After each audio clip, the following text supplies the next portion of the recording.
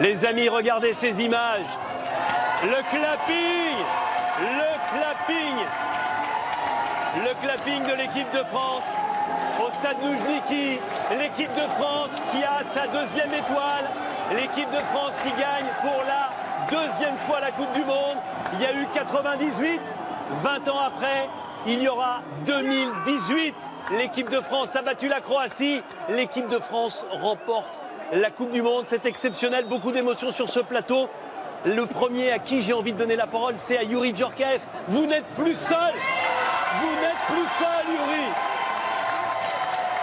Merci, c'est magnifique. Youri, Oui, on est là, vous n'êtes plus seul, vous êtes... Oui. Quelqu'un vous a embrassé dans le public, vous Non, avez de encore partout, un petit peu de rouge, mais vous inquiétez pas. C'est ça aussi, cette folie de la finale de la Coupe du Monde. C'est la France. 20 ans après. C'est la France. 20 ans après. 20 ans Youri. après, c'est mérité, ça a été difficile, mais ça représente beaucoup de travail. Je crois Ouais. que voilà, on se rend pas compte le travail réalisé. C'est vrai qu'on est là, on veut être derrière l'équipe. On râle quand ça joue mal, on est content quand ça joue bien, mais c'est beaucoup de travail. Voilà. Bravo à cette jeune équipe de France, bravo à ce jeune sélectionneur, Ouais. bravo à tout le staff et tout le monde. Et on est fiers de ce qu'ils ont fait. Voilà. Qu'est-ce qu'on ressent, Youri, quand on voit qu'on n'est plus seul, finalement, qu'il y a cette deuxième étoile, il y a une autre équipe, il y a une autre histoire avec le trait d'union Didier Deschamps. Je vais vous dire une chose, c'est comme quand on est père pour la première fois. Ouais. On a des doutes, on ne sait jamais où on va, Ouais. mais on est toujours heureux. On ne sait pas si ça va être un garçon ou une fille, on ne sait pas qu'est-ce que ça va devenir. Mais en tout cas, la paternité est belle et c'est un peu ce soir ma paternité. Les amis, c'est un truc de dingue, parce que Nathalie est en larmes, on la voit, et la foule est en délire. On voit là le Champ de Mars, on a aperçu les Champs-Élysées. Comme cette victoire n'a pas été finalement si longue que ça à se dessiner, les gens sont descendus dans la rue. Regardez ça, les Champs-Élysées, c'est dingue. Vous en souvenez, Youri, parce que Oui. vous l'avez vécu, il y a eu la même scène, les mêmes scènes de liesse populaire. Pareil. Il faut arrêter de dire qu'on n'est pas un peuple de sportifs. C'est vrai qu'on aime la victoire, mais même dans la difficulté, les gens sont descendus dans la rue. Et c'est ça le futur, voilà. Ce que vous vivez là, j'espère que vous n'allez pas attendre 20 ans pour le revivre. J'espère qu'on va le vivre bientôt encore. Et cette génération-là, voilà, on voit Mbappé, cette génération-là, elle est jeune, elle est talentueuse. Et maintenant, elle a soif de gagne. Voilà, ça c'est nouveau. Les amis, évidemment, on va être en opération spéciale tout au long de cette soirée. Dans quelques instants, on sera avec la remise de la coupe et puis on se retrouve avec le MAG. On sera également avec Anne-Claire Coudray. On va vous faire vivre tout ce qui se passe. On aura nos invités ici sur le plateau. On va rêver avec cette équipe de France qui, pour la deuxième fois, remporte la Coupe du Monde. Grégoire Margoton et Bichente Lizarazu, c'est à vous de nous faire vivre cette remise de la coupe tant attendue. Très émouvante, forcément. Et ça sera pour l'éternité comme il y a 20 ans. Cette deuxième étoile, elle sera pour l'éternité. Et on la devra beaucoup à Paul Pogba et à tous les autres. Voilà, c'est peut-être pas le moment d'analyser, Bichente. On va attendre et profiter. On peut enfin tous respirer parce qu'elle a été compliquée cette finale. Qu'elle a été dure à vivre. Elle n'a pas été facile à commenter. Elle n'a sans doute pas été facile à vivre. Mais elle est là, la deuxième étoile. Et Didier Deschamps est au micro de Frédéric Calange. Didier, vous l'avez fait, vous êtes champion du monde, qu'est-ce que vous ressentez là? C'est tellement beau, c'est tellement merveilleux. Voilà, pour les joueurs, c'est une jeune génération, il y en a, ils sont champions du monde à 19 ans. Donc, même s'il y en a eu d'autres il y a très longtemps, voilà, il faut prendre. On n'a pas fait aujourd'hui un énorme match, mais on a montré beaucoup de qualité mentale, mais on a mis 4 buts quand même, donc voilà, c'est mérité. Et je suis super heureux pour ce groupe-là, parce qu'on est parti de loin quand même. Ça n'a pas été toujours simple, mais voilà, à force de travail aussi, et eux à l'écoute, on est passé par des moments un peu difficiles, mais il a besoin de ça. Et là, ils sont sur le toit du monde pour 4 ans, quoi. Et vous, personnellement, vous entrez dans l'histoire, hein, Didier, vainqueur en tant que joueur, en tant que sélectionneur. Il y avait Zagallo, il y avait Beckenbauer, maintenant il y a Didier Deschamps. Ouais. C'est des plus grands techniciens que moi, sur le terrain au moins. Ça, on s'en moque. Ouais. Oui, après je pense pas à moi, mais évidemment, il y a la fierté, je suis là pour atteindre des objectifs, gagner des titres. Ça m'a tellement fait mal de perdre ce titre de champion d'Europe il y a 2 ans. Et je pense que ça nous a servi aussi, aux joueurs et à moi aussi, le fait de modifier un peu, de désacraliser cet instant de finale. Je pense que ça a été important aussi. Après, le match, il appartient aux joueurs. Et c'est eux qui ont gagné les matchs et qui sont champions du monde. Et nous, on est liés. Moi, entraîneur, tout mon staff, on était 20 personnes dans le staff.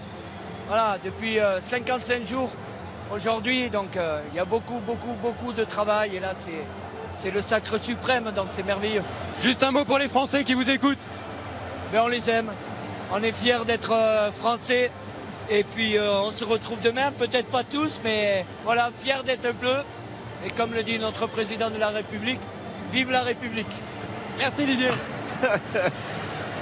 Et vive la République et vive Didier Deschamps. Oui, il y aura quelques personnes demain sur les champs. Ils vont revenir, bien sûr, ces joueurs, ce staff, et ils descendront les Champs-Élysées. Ils seront reçus par le président de la République. Et Benjamin Pavard, il y a 6 mois, n'était pas là. Et Olivier Giroud, oui, il n'a pas marqué. Et alors, il a contribué énormément à faire tomber ces hommes qui se sont réunis, les Croates, il y a encore quelques minutes, en rond, pour fêter ce qu'ils avaient à fêter, c'est-à-dire un parcours extraordinaire.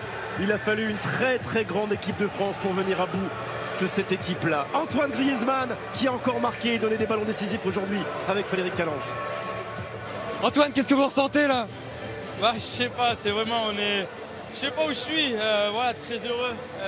Ça a été un match très difficile, la Croatie a fait un gros match. Nous, on est rentré timidement, voilà, on a vu que c'était une finale de Coupe du Monde et après on s'est lâché petit à petit. Et voilà, sur des contres, on a réussi à faire la différence. Ne faites pas une analyse, on s'en fiche là. Dites-moi ce que votre cœur vous dit là. Non, très heureux, franchement c'est un kiff. Et voilà, on a hâte de soulever la coupe et de l'amener en France. Marqué en finale de Coupe du Monde, ça fait quoi? Très heureux. J'hésite à faire la Panenka Zidane, mais voilà, j'ai préféré ouvrir mon pied. Vous allez dormir avec? C'est vous qui allez la voir cette nuit? J'espère avec la coupe et ma fille, donc on va voir qui c'est avec qui. Bravo Antoine. Merci. Et il y a 20 ans, c'était Méjaquet qui avait dormi avec la Coupe du Monde du côté de Clairefontaine. Évidemment, tous ces hommes-là, et Deschamps le premier, une pensée pour Aimé qui nous disait il y a 8 mois, ils vont être champions du monde. Ces joueurs-là, avec Deschamps, ils ont le meilleur sélectionneur possible. Voilà, plein de gens, nous peut-être, avons douté. C'est bien de douter aussi face à une équipe qui se construit, mais une équipe se construire aussi rapidement, trouver son moyen d'expression aussi fortement et aussi rapidement pendant une compétition. Ça, c'est très rare et c'est sans doute la force de Deschamps. C'est vrai, mais il y a une vraie affiliation de toute façon entre Jacquet et Deschamps. Il y a vraiment des similitudes entre cette équipe de 98 et cette équipe de 2018. Mais ce qui a été très fort de la part de Didier, et d'ailleurs il est très bon en tournoi en fait. Il y a des choses qui sont complètement différentes. Il y a les matchs de qualification ou les matchs amicaux et puis ensuite le tournoi. Et en tournoi, il arrive à constituer ce que j'appelle moi une armée, c'est-à-dire des gars qui sont prêts à se battre pour un projet commun, qui sont prêts à faire tous les efforts. Et c'est ce que j'ai vu dans cette Coupe du Monde. On a beaucoup souffert là, on a énormément souffert. Mais ça n'a pas lâché sur tous les matchs. Tout le monde a fait le travail défensif. Après voilà, on a eu cette réussite maximum contre cette équipe de Croatie qui nous a posé tant de problèmes. Mais la mentalité de cette équipe, elle était à l'image de Didier Deschamps. Voilà, il n'a jamais rien lâché comme joueur. Comme entraîneur, c'est pareil, et il a réussi à inculquer ça à des gamins parfois, à des joueurs très jeunes parfois. C'est ça qui est exceptionnel. Bravo à lui, vraiment. Je suis très fier pour lui, pour ses bleus. C'était vraiment magnifique. Et les 22 d'il y a 20 ans, on a entendu Yuri Djorkaeff tout à l'heure. On entend votre émotion maintenant, Vicente, et tous les autres. De Zizou à Dugas, à tous les autres. Ils sont évidemment très heureux aujourd'hui, 20 ans après, d'avoir des successeurs. Et un petit dab, ça fait du bien. Ben oui, le petit dab de champion du monde, celui-ci fait du bien. On va prendre notre temps, rester avec eux. On n'est que 45 en France à être champion du monde maintenant. Oui, et dans le monde, il y en a moins de 500. Il y en a moins de 500. Oui. Moins de 500 dans le monde. Oui. Donc c'est pour ça, c'est quand même, c'est quelque chose. Il faut vraiment se rendre compte à quel point c'est absolument pas commun d'accéder à une finale de Coupe du Monde et que de la gagner. Vous n'en voudrez pas aux Français ce soir, Vicente, pendant quelques minutes, peut-être pendant quelques semaines, de garder le sourire, de se sentir un tout petit peu champion du monde, même si bien sûr ce sont eux les joueurs. C'est quelque chose qu'on partage. Ça vaut le coup parce qu'on le partage avec des millions. Mais bien sûr, mais nous on le partage depuis 20 ans avec des millions de Français. Et c'est ça qui rend la chose magnifique et le football extraordinaire, parce qu'il y a tellement de gens qui aiment ce sport. Voilà, et là toute la France qui va fêter ça. Et il y a plein d'histoires différentes sous vos yeux, du bonheur bien sûr, mais des joueurs qui sont là depuis 2010 comme Loris, des joueurs 6 ou 7 joueurs qui étaient battus il y a 2 ans en finale de l'Euro, ils étaient encore là aujourd'hui. Le groupe, il a beaucoup changé au dernier moment, vous l'avez dit. Il y en a qui n'ont que 19 ans, d'autres qui ont 32 ans.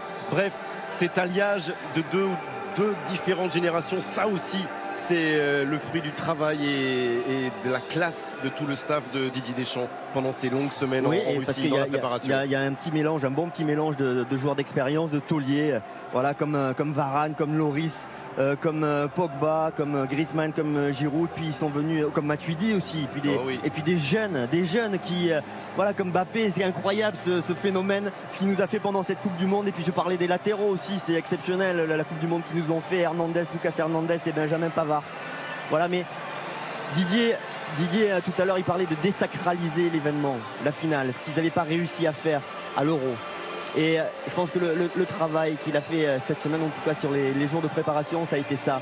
Essayer de désacraliser, que cette équipe de France, elle ne passe pas à côté de l'événement, qu'elle ne le rende pas trop grand et qu'il n'ait pas trop de pression dans ce match. Et ils ont réussi, voilà, même si on a senti des débuts laborieux en première période. Et même si vous me permettrez de le sacraliser à nouveau un tout petit peu, ce titre de champion du monde, quand on voit ce qui se passe dans les rues de France, où on avait pris malheureusement l'habitude de se retrouver pour des événements très tragiques depuis plusieurs années, et où les Français vont se retrouver ce soir partout et demain encore sur les champs pour un match de foot et pour 23 garçons qui leur ont donné le sourire et qui vont nous donner le sourire pendant plusieurs mois et qui vont être champions du monde pendant 4 ans. Ça dure 4 ans et c'est ça qui est beau aussi. Ça dure 4 ans. C'est vrai. Oh, ça dure plus longtemps même. Hein. Le sentiment d'être champion du monde, ça dure beaucoup plus longtemps. Ça dure toute une vie, ce sentiment-là. Mais je pense qu'aussi il y a un attachement aussi à ces joueurs, à des personnages, chacun différent. Je pense à Kanté par exemple. La sérénité, l'éternel sourire de Kanté. Voilà, il y a Griezmann, il y a Mbappé, la jeunesse, la confiance de Mbappé, l'excentricité d'un Pogba, l'assurance d'un Varane ou d'un Loris. Voilà, je pense qu'il y a un attachement aussi à ça, ce qui fait que ça a pris pendant cette Coupe du Monde. Il y a eu les victoires, mais il y a aussi cet attachement qui est important. Et les larmes, parce qu'ils sont toujours très très embués là, les yeux d'Antoine Griezmann. On voit, elles disent beaucoup plus que les mots qu'il a eu du mal à trouver tout à l'heure au micro de Frédéric Calange. Il n'arrivait pas à se livrer. Antoine Griezmann, il était dans l'analyse, comme Vicente Lizarazu. Et ça c'est normal, parce qu'on a l'émotion, on est dans l'analyse. Oui. On est dans mais de temps en temps, ça fait du bien de se lâcher sur les émotions. Ça fait du bien d'accompagner ces garçons-là. Quel mois ils nous ont fait passer. On refait l'histoire, Vicente? Non, mais c'est normal qu'ils soient comme ça, je vous rassure. Il a fallu 3 jours pour redescendre, donc c'est normal qu'ils soient comme ça. Les garçons, ils ont tellement été paramétrés, concentrés, focus sur cette finale, sur cette Coupe du Monde, que tu as du mal à sortir du match. Ils sont encore prêts à faire des prolongations si besoin. Et le sourire de Djibril Sidibé. Alors lui, il a peu joué, lui a été blessé juste avant le début de la Coupe du Monde. Oui, il est là, Paul Pogba, il se voit sur l'écran géant. Bien sûr qu'il est là, bien sûr que le monde entier vous voit, messieurs. Il y a eu l'Australie. C'était une entrée en matière compliquée. L'Australie, ça a permis à Deschamps, il l'a dit, il le dira plus tard, de faire des choix, de trouver son équipe ce premier match. Après, il y a eu le Pérou, ça a été compliqué. Une équipe qui a joué. Et là, peut-être, on a découvert dans ce groupe-là des vertus qui l'ont accompagné jusqu'au bout. Il y a eu le Danemark qui était un non-match. On va l'oublier, celui-là. Juste sur le premier match contre l'Australie, il était parti sur une idée différente offensivement. Oui. Et c'est là qu'il a compris que son équipe peut-être manquait de structure avec Dembélé, avec Mbappé, et qu'il fallait un peu plus d'expérience. Et puis ensuite, pareil, au milieu de terrain, il a intégré à nouveau Blaise Matuidi, qui est un joueur de sacrifice, un joueur de l'ombre, mais tellement important, qui a réglé tout un tas de problèmes défensifs pendant cette Coupe du Monde. Et on se rappelle notamment le match contre l'Argentine face à Messi, où il a vraiment bien bloqué l'expression de Messi. On retourne à Kazan, l'Argentine. Ouais. On est en 8e de finale. Oui, c'est vrai, on a passé les poules. On va dire poules laborieuses, vraiment. Ouais. Et là, le match qui décide peut-être de tout, qui en tout cas permet à cette équipe de trouver son assurance et de prendre une confiance immense contre l'Argentine de Messi. Ça a été un match extraordinaire, et cette victoire finalement 4-3. Ensuite il y a eu l'Uruguay. Vous allez vite parce que c'est le déclic quand même, ce match de l'Argentine. Alors mettons-nous sur l'Argentine. Vous allez trop vite. C'est le déclic sorti de ces matchs de poule laborieux. Ce match-là est le déclic face à l'Argentine de Messi, avec cette équipe qui voit qu'elle a une force défensive et surtout qu'elle est très dangereuse en contre-attaque et que Mbappé voilà, a des qualités extraordinaires qui va nous faire des différences énormes. Donc ce match-là pour moi est primordial. Ensuite, il y a eu l'Uruguay, certes sans Cavani, au moment où sur des gros plans, vous voyez Blaise Matuidi, Paul Pogba qui regarde l'écran géant. Il revoit les buts de cette finale aujourd'hui sur l'écran géant du stade Luzhniki. Ça a été parfaitement maîtrisé contre l'Uruguay. Et puis les Belgiques, ils ont souffert. C'était presque un bon entraînement la Belgique pour la finale. Ouais, mais l'Uruguay, c'est là où on a commencé à être très bon défensivement, à être chirurgical, à être efficace aussi sur les coups de pied arrêtés. On a marqué et puis on n'a jamais laissé cette équipe d'Uruguay revenir. Alors c'est vrai sans Cavani. Et puis ensuite la Belgique, là aussi c'est pareil, une efficacité totale. On a très bien défendu, on n'a rien laissé alors que c'était une des meilleures équipes de cette Coupe du Monde. Et puis la réussite sur les coups de pied arrêtés, là aussi ça a été fantastique du côté français. Ils sont en train de regarder sur l'écran géant du stade Luzhniki les images du match, les derniers buts, la dernière frappe. Comme s'ils n'avaient pas participé en fait, c'est ça ? Non, ils sont en train de revoir et ça c'est absolument génial. Regardez l'écran géant du stade Luzhniki et les Bleus qui attendent la cérémonie évidemment de remise du trophée, qui revoient les images de ce qu'ils viennent de vivre. Ils sont hors de leur corps là, j'imagine, alors qu'il est. C'est trop fort, c'est trop d'émotion de toute façon. Ils revoient ce qui s'est passé et ils revoient. Ça va les faire sourire, on en sourira tous pendant les années qui viennent de ces terrains d'Hugo Lloris. On n'oubliera évidemment jamais quel tournoi a fait Hugo Lloris, le capitaine de l'équipe de France, parce qu'il y a eu 2-3 moments clés où il a sauvé les Bleus, véritablement, Hugo Lloris. Et ils sont face à la Belgique notamment. Oh mais oui, il y en a eu quelques-uns. Il y en a eu quelques-uns, vont être remis bien sûr, alors qu'on reste bien sûr sur TF1 tout au long de la soirée. On est là pour des heures ensemble. Demain on sera là pour la descente des champs, etc. Et mardi déjà, le rendez-vous est pris mardi soir en prime time. Ça ne sera pas un documentaire, ce sera un film, Vicente. Ce sera le film de la victoire, tout simplement, le film à l'intérieur des Bleus. Il sera sur TF1 pour vous en exclusivité mardi soir. On revivra de l'intérieur ce grand voyage sur le paquebot France d'un mois et quelques, d'un mois et demi, avec la préparation, avec tous ces matchs en Russie jusqu'à ce 15 juillet du stade Luzhniki. Rendez-vous mardi soir. Notez bien ça parce que ça va être un très très grand moment de télévision. Mais on reste avec ce trophée qui mesure 37 cm, qui pèse 6 kg. Et avec Philippe Lahm qui tient ce trophée, légende de cette équipe d'Allemagne, capitaine, champion du monde 2014. Oui, il l'a brandi comme Iker Casillas, comme Cannavaro, comme Cafu, comme Didier Deschamps, comme Dunga, comme Mataos, comme Maradona, comme Dinosov, comme Passarella, comme Beckenbauer, Carlos Alberto, Bobby Moore, et je peux remonter jusqu'à 1930.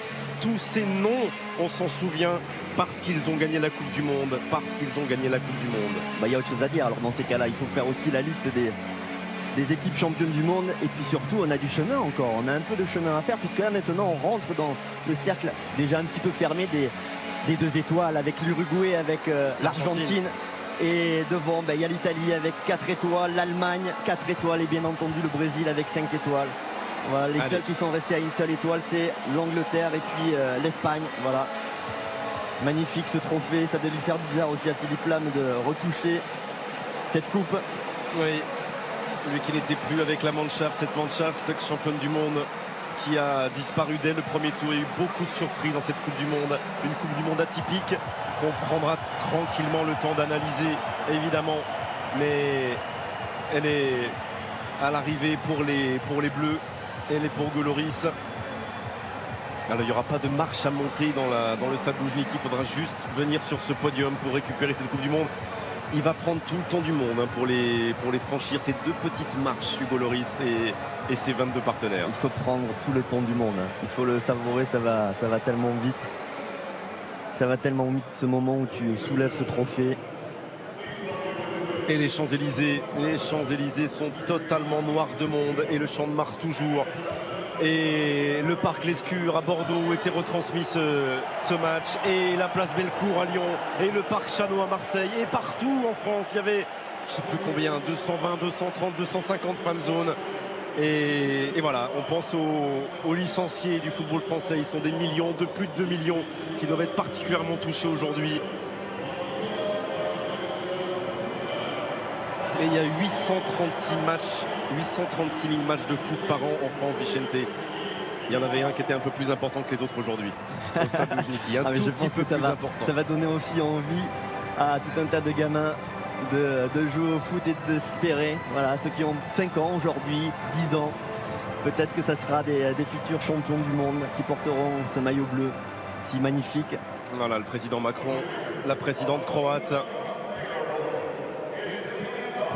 le président de l'UEFA sur la droite et le gagnant du prix, c'est pas vraiment une surprise, du meilleur jeune après Paul Pogba il y a 4 ans, c'est Kylian Mbappé qui reçoit le prix du meilleur jeune à 19 ans, lui qui, comme Pelé, avant 20 ans, a marqué dans une finale de Coupe du Monde. Oh, c'est fantastique. Quelle histoire, marqué en Coupe du Monde déjà, histoire. mais marqué en finale de la Coupe du Monde, d'une Coupe du Monde que tu as gagnée. Ce gamin, il est fou, on l'avait vu, hein. C'était le seul qui était presque décontracté, qui avait le sourire avant le match. Voilà, il a encore fait un match plus difficile, mais alors. Garde ça, merci à sa maman, merci à son papa, merci à Bondy, qui doit être en folie dans le 9-3 ce soir, Bondy. Ouais. La ville de naissance de Kylian Mbappé. Ouais, il est là, il est là, le meilleur jeune. Sourire, il est là. Oui, Kylian. Bravo Kiki. Bravo à toi.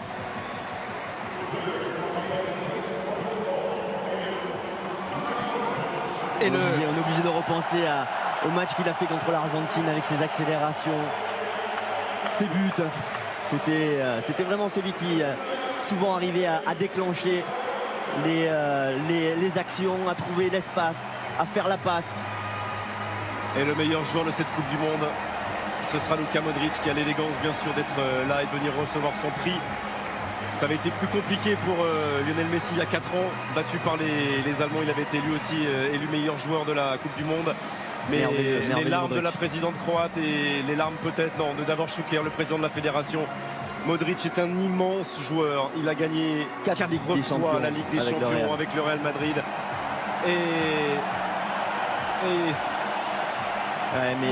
est amer. Très émouvant, Luka Modric. C'est normal pour lui. Voilà, il ne peut pas fêter cette victoire individuelle, mais quel merveilleux joueur. Encore une fois, sur cette finale, il aura montré tout son talent. Et voilà, 32 ans, Modric, 19 ans, Kylian Mbappé. Il y a un petit peu transmission de témoins, même si ce n'est pas du tout les mêmes profils de joueurs, mais on a pu voir aussi que Messi est sorti de la compétition de tour, Ronaldo. Et là, on a une nouvelle génération avec Mbappé. Et ils ne sont pas présents, le meilleur buteur de cette Coupe du Monde, c'est bien sûr Harry Kane, l'anglais, et le meilleur gardien, on vient d'apprendre que c'était Thibaut Courtois, le gardien des Diables Rouges belges, qui ont eux aussi magnifiquement accroché une 3e place hier en s'imposant contre l'Angleterre. France, Croatie, Belgique, voilà le podium de cette Coupe du Monde, la 21e de l'histoire. Et les médailles maintenant, les médailles pour les arbitres, pour Monsieur Pitana, l'homme qui sponsorise cet os, mais surtout l'homme qui portera chance, on s'en souviendra longtemps aux Bleus. Il les a arbitrés 2 fois dans cette Coupe du Monde et 2 fois les Bleus contre l'Uruguay, et en finale contre la Croatie se sont imposés avec le sifflet de ce colosse venu d'Argentine.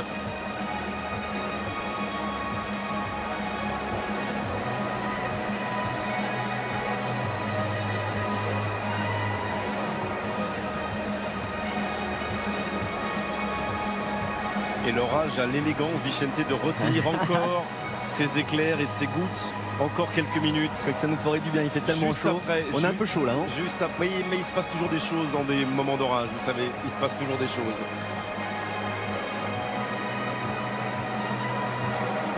Juste avant l'orage, Bob Beamon à Mexico avait sauté à 8,90 m.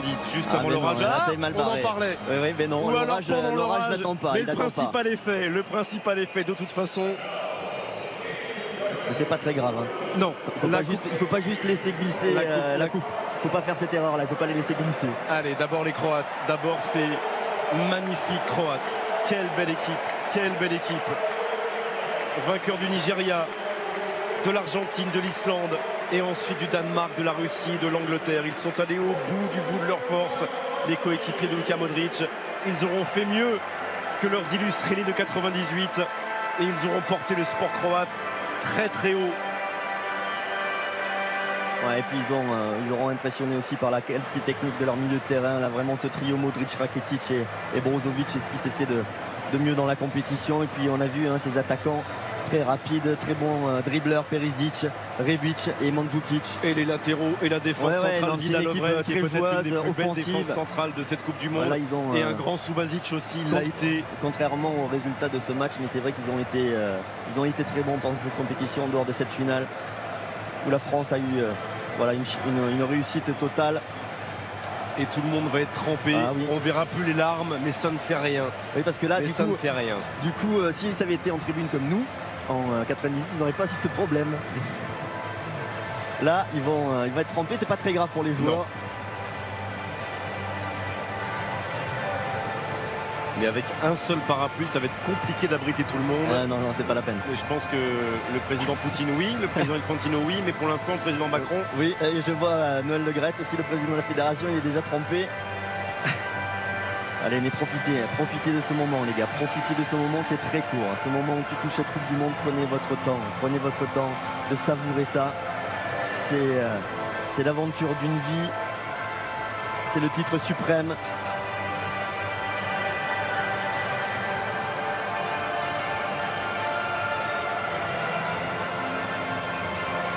On n'en avait jamais vraiment assez profité en 98 pardon. Et en 2000 on avait pris un peu plus de temps avec le championnat d'Europe. On était resté sur la pelouse à savourer. Ça passe trop vite et il faut profiter de ça parce que demain ça va aller vite. Demain c'est les festivités, c'est les Champs-Élysées et puis après tout le monde va rentrer. Et là tout d'un coup tu vas passer de la folie au calme total à la maison. Prenez votre temps les gars, prenez votre temps et savourez. Oh la scène elle est incroyable. Oh non. C'est un énorme nuage tout noir qui lâche d'énormes gouttes sur ce podium de la Coupe du Monde. Ouais, le président Macron, je crois qu'il a accepté de se tremper, de mouiller la chemise lui aussi, comme les Bleus. Elle va briller encore plus la coupe, avec de l'eau. Elle va briller encore plus cette coupe qui est composée à 75% d'or. Ah, on a hâte de la voir grandir maintenant cette équipe. On a hâte de la voir évoluer pendant les 2 ans qui viennent. On a hâte de la voir à l'Euro, de la voir se qualifier parce qu'elle a plein de choses encore à écrire, plein de matchs à gagner. Ouais, ils ont appris beaucoup de choses évidemment pendant ce tournoi. Ils ont compris qu'ils pouvaient le faire avec un guide extraordinaire, Didier Deschamps, qui rigole d'être trempé.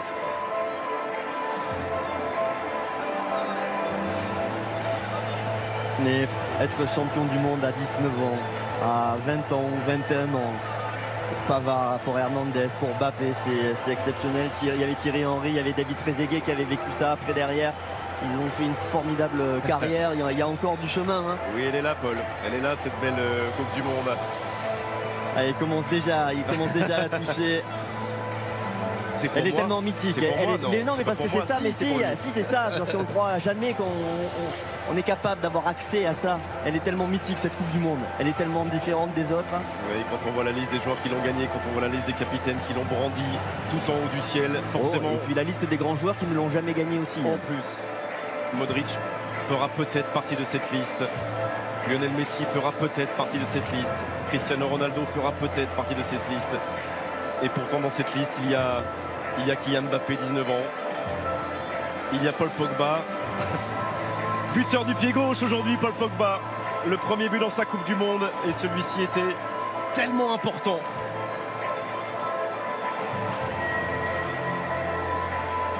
Et tous auront contribué. Évidemment, il y a ceux qui auront été le plus souvent sur le terrain, mais voilà, les remplaçants, c'est aussi cet esprit d'équipe, de groupe qui fait que tout d'un coup, il y a une équipe qui vit bien, qui fait que tu as du challenge à l'entraînement, il y a de la remise en question. Voilà, ça participe aussi à cette aventure-là. Et ils aident les titulaires à être au top. Le maillot va peser 10 kg, le costume va peser 20 kg. Bon, mais la coupe ne pèse que 6 kg. Et ils vont être légers, ces kilos-là, pour Didier Deschamps et pour son capitaine qui est derrière. Tranquillement, Hugo Lloris va prendre son temps. La médaille. L'occasion pour nous de remercier et de saluer une dernière fois l'organisation de cette Coupe du Monde et l'accueil des Russes et de la population russe dans ces stades magnifiques. Oui, on se souviendra de Kazan, de Nijni Novgorod, de Saint-Pétersbourg. On se souviendra du stade Loujniki. Il y avait le 12 juillet, il y aura le 15 juillet. Et il y aura d'autres mois de juillet, dans 4 ans, dans 8 ans, dans 12 ans peut-être. Dans 4 ans, ce sera au Qatar. Et pendant 4 ans, Didier Deschamps sera le sélectionneur champion du monde. Ah, elle est belle cette accolade entre le président Macron et Didier Deschamps. Allez, la fierté des Français ce soir. Et oui, on remercie, c'est vrai, la Russie pour cette magnifique Coupe du Monde.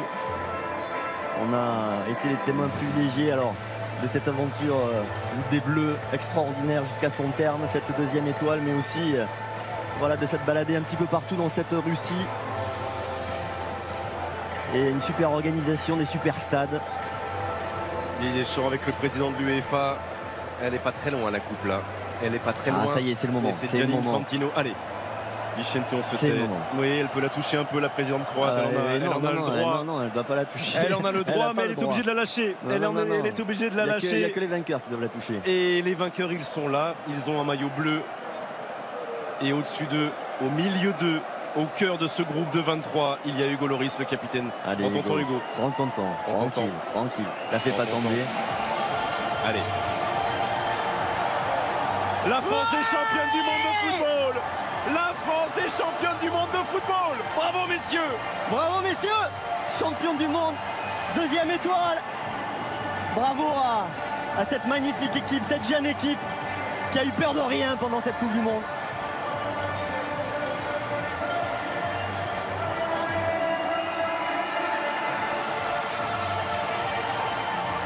Alors vous avez Savourer. peut-être envie de partir dans les rues, d'aller klaxonner dans les champs, d'aller vous faire des bisous, d'aller vous enlacer les uns les autres. Allez-y, profitez-en, n'hésitez pas. Mais si vous voulez rester devant votre écran, si vous voulez rester avec nous sur TF1, on va être partout pendant des heures et des heures. Partout en France, partout avec les Bleus. Les réactions ici à Moscou. Le délire dans l'Hexagone, le délire dans les départements d'outre-mer, partout autour du monde, partout. Et le délire avec les Bleus. Et on sera là demain sur les champs. Et on sera là. Notez encore une fois le rendez-vous pour voir le film de l'intérieur de cette magnifique aventure qu'on vous présentera en prime mardi soir en exclusivité sur TF1. Voilà, ils sont champions du monde, mes amis. Oh là là là là. Vous criez fort, monsieur Margoton. Hein. Désolé. Encore un petit coup? Allez, prenez le temps, les gars. Prenez le temps. Prenez le temps de savourer, de faire toutes les photos qu'il faut avec cette coupe. Elle va vite après disparaître. Profitez de ça. Restez des minutes, et pourquoi pas même une heure sur le terrain pour savourer, partager ça avec vos familles, avec vos amis, avec vos potes.